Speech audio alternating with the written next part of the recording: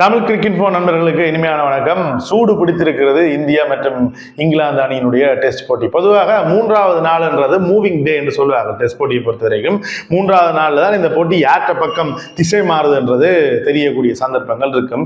இந்த போட்டி மழையால அங்கும் இங்கும் இடம்பெற்றாலும் கூட 3-4 நாட்களுக்குள்ளேயே இந்த போட்டியினுடைய முடிவு வந்துவிடும் போன்று தெரிகிறது. இதுக்கு முதல் நடந்த 4 மேட்ச் மாதிரி 5 நாள் இந்த மேட்ச் இழுபடாதுன்றது மட்டும் திட்ட தெளிவாக தெரிந்திருக்கிறது. காரணம், நேற்றைய 2ஆம் நாள் ஆட்ட முடிவிலேயே 2வது இன்னிங்ஸை இந்தியா ஆரம்பித்திருக்கிறது. அடடே, இந்தியா 2வது இன்னிங்ஸை துவங்கிட்டாண்டா இங்கிலாந்து தான் லீடு வச்சிருக்கிறது என்பது ஆச்சரியமான விஷயமா இருக்குது. முதலாம் நாள் ஆட்ட முடிவில் 204க்கு 6 என்ற இலக்கோட இந்தியா துடுப்படுத்த ஆடி இருந்தது. மேலதிகமாக 20 ஓட்டங்களை பெற்ற வழியில மிச்ச 4 விக்கெட்டுகளையும் படபட என்று இழந்திருந்தது. 224 ஓட்டங்களுக்கு சகல விக்கெட்டுகளையும் இந்தியா முதலாவது இன்னிங்ஸ்ல விட்டு கொடுத்து ஆட்டம் இழந்தார்கள். அதுக்கு பிறகு இங்கிலாந்து அணி துடுப்படுத்த ஆட வந்திருந்தார்கள். இந்த அடிக்கடி இந்திய போலர்கள் வந்து இங்கிலாந்துக்காரர்கிட்ட போயிடுதலும் கேட்கறது, இங்கே உங்களோட பேஸ்பால் காட்டு நேற்று ஒரு காட்டுன்னு காட்டி விட்டார்கள். பேஸ்பாலை அடித்து நொறுக்கி துவம்சம் செய்து கொண்டிருந்தார்கள் சட் க்ரோலி மற்றும் பென் டக்கட் ஆகியோர். இந்தியா பந்து வீச்சாளருடைய ஆரம்ப பந்து வீச்சுகள் எல்லாரையுமே போட்டு துவம்சம் செய்திருந்தார்கள். அடிக்கிறதெல்லாம் 4-6 கிட்டத்தட்ட 21 பவுண்டரியை 100 ரன்னுக்குள்ளேயே அடித்து முடித்திருந்தார்கள். அந்த அளவுக்கு ஒரு காட்டொன்று காட்டி கொண்டிருந்தார்கள். இருந்த போதும் கூட டீக்கும் லஞ்சுக்கும் இடையிலான செஷன்ல வந்து இந்தியா அப்படிலாம் நீங்க உங்களை ஈஸியாலாம் அடிக்க விட மாட்டோம். இந்தியா மற்ற பக்கத்தால திரும்பி சிராஜின் தலைமையில ஒரு ரணகளத்தை காட்டி இங்கிலாந்து 248 ஓட்டங்களுக்கு சகல விக்கெட்டுகளையும் இழக்க வைத்து விட்டார்கள். அதுல குறிப்பா பிரசித் கிருஷ்ணா, ஏன் இந்த போட்டியில விளையாடுறாருன்னு தெரியாமல் விளையாடி கொண்டு பிரசித் கிருஷ்ணா முதல் 10 ஓவர் போடைக்க அப்படிதான் இருந்தவர். ஏண்டா என்ன விளையாட விட்டீங்களா மாதிரி தான் போங்க போட்டு அடின்னு அடிச்சு இருந்தவங்க. அவர் ஒரு நல்ல கம்பேக் கொடுத்து 4 விக்கெட்டுகளை கைப்பற்றி இருந்தார். முகமது சிராஜ் ஒரு 4 விக்கெட்டுகளை கைப்பற்றி இருந்தார். ஆகாஷ் டீப் வந்து முதலாவது விக்கெட்டை பென் டக்கட்டுடைய விக்கெட்டை ஆகாஷ் டீப் தான் வீழ்த்தி இருந்தார். அப்ப இந்த போட்டியை பொறுத்த வரைக்கும் 9 விக்கெட்டுகள்லாம் இங்கிலாந்துக்கு. ஏன்னா கிறிஸ் வோக்ஸ் வந்து ஏற்கனவே காயம் காரணமாக இந்த போட்டியில இருந்து வெளியில போயிருந்தார். அப்ப 9 பேட்ஸ்மேனோட தான் துடுப்படுத்த ஆடி இருந்தது இங்கிலாந்து அணி சார்பாக சட் க்ரோலி மற்றது ஹாரி ப்ரூக் ஆகியோர் அரைச்சதங்களை கடந்திருந்தார்கள். எனவே 248 ஓட்டங்களுக்கு சகல விக்கெட்டுகளையும் இங்கிலாந்து அணி இழந்திருந்தது. 23 ரன் மேலதிகமாக பெற்றிருந்தார்கள் இந்தியா பொறுத்த. அந்த 23 இந்த மாதிரியான ஆடுகளத்துல முக்கியமான ஒரு காத்திரமான பங்கு வகிக்கும் என்றதும் முக்கியமாக சொல்லக்கூடிய விஷயமாக இருந்தது. பும்ரா இல்லாத நேரத்தில் சிராஜ் வந்து மெக்ரா மாதிரி பந்து வீசி கொண்டிருக்கிறார் என்று நேற்றைய தினம் கொமெண்ட்ரியில சுனில் கவாஸ்கர் தெரிவிச்சிருந்தார். தான் கொம்பையா பண்ணல, ஆனா அப்படித்தான் தெரியுது. இப்ப ஒரு வீட்டுல அண்ணா இல்லாத நேரத்துல தம்பி அந்த வீட்டை பார்த்துட்டு போன்னு சொல்லிக்கல, தம்பி வந்து அதகலமா எனக்கு முழு பொறுப்பை மேல தந்துக்கிறார்கள், நான் தான் எல்லாம் என்ற மாதிரி இருந்த மாதிரி தான் சிராஜ் பந்து வீசி கொண்டிருப்பார். அது நேற்று லஞ்ச் முடிஞ்ச பிறகு போட்ட ஸ்பெல் வந்து one of the best spell ever Siraj போல்ட்னு பலரும் புகழ்ந்து தள்ளி கொண்டிருந்தாங்க. அப்படிப்பட்ட ஒரு மைதானத்தில் இப்படியான பந்துகள், அதுவும் ஜோ ரூட் விக்கெட் எடுத்ததெல்லாம், ஜோ ரூட் ஒரு மிகச்சிறந்த வீரர், இவ்வளவு ஃபோம்ல இருக்கிற ஒரு வீரரை சிம்பிளா பீட் பண்ணி விக்கெட் எடுத்ததெல்லாம் ஒரு பெரிய பவர் ஹவுஸாக சிராஜ் மாறிக்கொண்டிருக்கிறார் இந்தியாவுக்கு. பெத்தலுக்கு ஒரு ஜோக்கர் மூலமாக ஒரு LBW எடுத்திருந்தார். அதுதான் இந்த சீரீஸிலேயே போடப்பட்ட மிக தலை சிறந்த பந்து என்று எல்லாரும் சிலாகிச்சு கொண்டிருந்தார்கள். அந்த விக்கெட்டோட தனது 200வது விக்கெட்டையும் சிராஜ் மிக வேகமாக பெற்றிருக்கிறார் என்பது குறிப்பிட்டு சொல்ல வேண்டிய விஷயமாக இருக்கிறது. பும்ரா வந்து நீ ஓய்வை பற்றி சிந்திக்கலாம் என்ற அளவுக்கு பேசுபொருளாக மாறி இருக்கிறார். காரணம், சிராஜ் வந்து போர்டோ கவாஸ்கர் ட்ரோஃபி, இப்ப இந்த டிசம்பர் ஜனவரியில் நடந்து முடிஞ்ச போர்டோ கவாஸ்கர் ட்ரோஃபியில வந்து 150க்கும் மேற்பட்ட ஓவர்களை இந்த தொடர் முழுவதும் வீசி இருந்தார். இந்த ஆண்டர்சன் டெண்டுல்கர் ட்ரோஃபியிலையும் 5 போட்டிகளிலும் விளையாடி 180க்கும் மேற்பட்ட ஓவர்களை இதுவரைக்கும் வீசி இருக்கிறார். அந்த போட்டியிலுமே 4 போட்டியிலுமே அவர் விளையாடி இருந்தார். இதுலயும் 5 போட்டியிலும் விளையாடி இருந்தார். அப்ப சிராஜ் வந்து ஒரு வலிமையான மனிதராக மாறி இருக்கிறார். எல்லா போலர்ஸுமே 5 மேட்சும் விளையாடல. கிறிஸ் வோக்ஸ் விளையாடி கொண்டிருந்தார், அவரும் உபாதை காரணமாக வெளியில போயிட்டார். சிராஜ் மட்டும்தான் எல்லா போட்டியிலுமே எல்லா மேட்சும் பந்து போட்டது. ஜடேஜாவை சொல்லலாம், அவர் சுழற்பந்து வீச்சாளர், வேகப்பந்து வீச்சாளர் வரைகளை சிராஜ் மட்டும்தான் இவ்வளவு நீண்ட விளையாடி கொண்டிருக்கிறார். எனவே சிராஜ் வந்து துரதிர்ஷ்டவசமா சிராஜ் வந்து இந்தியாவுடைய சாம்பியன்ஸ் ட்ரோஃபி அணியில இருக்கையில, வேர்ல்ட் கப் அணியில இருக்கையில, 2020 வேர்ல்ட் கப் அணியில இருக்கையில, RCB கப் அடிக்க RCB-யோட இருக்கையில, ஆனால் சிராஜ் வந்து ஒரு சாம்பியன் தான். சிராஜ் இருந்த டீம் என்னும் சாம்பியனாக இல்லையே தவிர சிராஜ் ஒரு சாம்பியனுக்கு டிசர்வ் ஆன பிளேயர் என்று பலரும் சிராஜை பெருமிதத்தோடு போற்றிக் கொண்டிருக்கிறார்கள். அதன் இதில் சிராஜ் வந்து எதிரணியோட சண்டை பிடிக்கிறது அப்படி இப்படின்னு நிறைய பேர் நிறைய விதமா சொன்னாலும் கூட நேற்றைய தினம் இங்கிலாந்து அணியினுடைய கிரகம் தோப்பினுடைய பிறந்த நாளை முன்னிட்டு அவருடைய ஹேர் பேண்டை தலைக்கு போடுற அந்த பேண்டை பந்து வீசி அந்த பேண்டை போட்டுக்கொண்டுதான் சிராஜ் பந்து வீசி கொண்டிருந்தார் என்பதும் குறிப்பிட்டு சொல்லக்கூடிய விடயமா இருக்கிறது. என்னதான் அவர் பந்து வீசிக்க குழப்படியா இருந்தாலும் அவர் மனதால் ஒரு நல்லவர், ஒரு எளிமையான மனிதர், எல்லோருடன் சகஜமாக பழகக்கூடியவர்.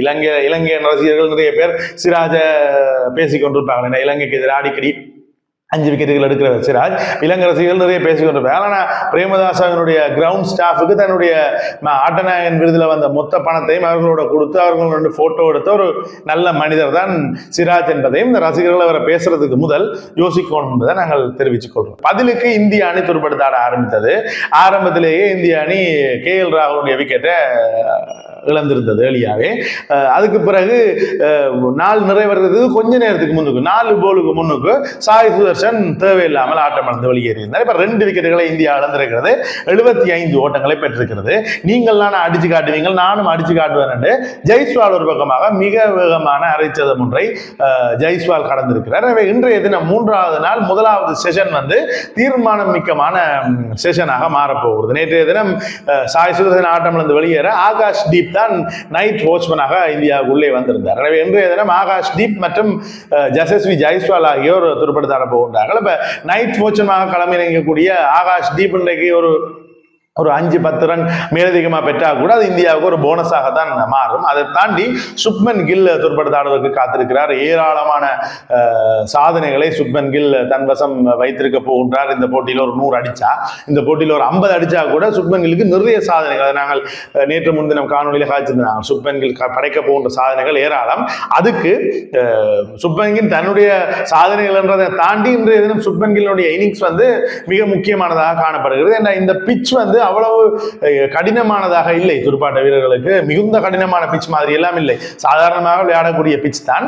அங்கனேக்க ஒரு பொறுமை நிதானம் இருந்தா சரியா இருக்கும். ஆனா இந்த ஒட்டுமொத்த போட்டியை பார்க்கலையே இந்த 5வது டெஸ்ட் என்ற காரணத்தினால நீண்ட காலம் கிரிக்கெட் விளையாடி ஒரு வீரர்கள முகத்தில் ஒரு சலிப்பு தென்படுகிறது. ஒரு அலுப்பு சலிப்போட விளையாடுற மாதிரி தான் அவர்கள் வாரது, அவுட் ஆகிட்டு போறது மாதிரி இருக்கு. அதே நேரத்தில் இந்த மேட்சும் அடிக்கடி மழை வரும் போகும் என்ற ஒரு விறுவிறுப்பு தன்மை குறைஞ்ச போட்டியா தான் காணப்படுகிறது. 2 டீமுமே 4 மாற்றங்களை செய்திருந்தது. அப்ப புதுசா விளையாடக்கூடியவர்கள் கூட அவ்வளவு ஸ்பிரிட்டா விளையாடுவார்களா தெரியவில்லை. அப்ப இன்றைய தினம் சுப்மன் கில்லினுடைய இன்னிங்ஸ் மிக முக்கியமான இன்னிங்ஸாக மாறப்போகிறது. ஏற்கனவே ஜெய்ஸ்வால் 50 ஓட்டங்களை பெற்றிருக்கிறார். ஜெய்ஸ்வால் இன்னும் இந்த தன்னை நிரூபிக்கவில்லை, பெரிதளவில் தன்னை இந்த சுற்றுப்போட்டி தொடரில் நிரூபிக்கவில்லை. அங்கனைக்கு செஞ்சரி 50 ஓட்டங்களை பெற்றிருந்தாலும் ஒரு பிரதான வீரருக்குரிய செயற்பாடுகளாக இப்ப வாஷிங்டன் சுந்தர் தன்னை நிரூபித்தது போன்று, ஜடேஜா நிரூபித்தது போன்று, KL ராகுல், கில் நிரூபித்தது போன்று ஜெய்ஸ்வால் தன்னை நிரூபிக்கவில்லை